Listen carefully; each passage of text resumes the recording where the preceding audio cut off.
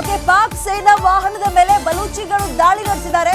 ಸೇನಾ ಸಿಬ್ಬಂದಿಯನ್ನ ಗುರಿಯಾಗಿಸಿಕೊಂಡು ಇದೀಗ ಬಿಯಲ್ಲಿ ಅಟ್ಯಾಕ್ ನಡೆಸಿದೆ.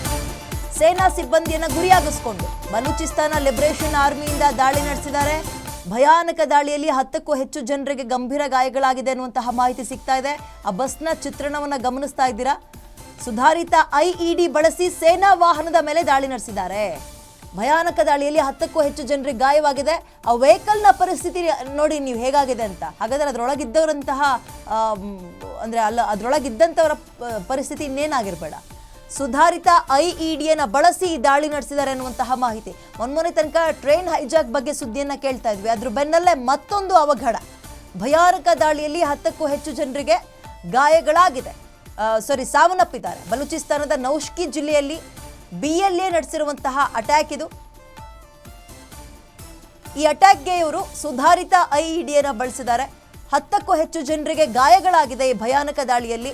ಆ ವೆಹಿಕಲ್ನ ಚಿತ್ರಣವೇ ಈ ರೀತಿಯಾಗಿದೆ, ನಜ್ಗುಜ್ಜಾಗಿ ಹೋಗಿದೆ, ಸುಟ್ಟು ಕರಕಲಾಗಿದೆ.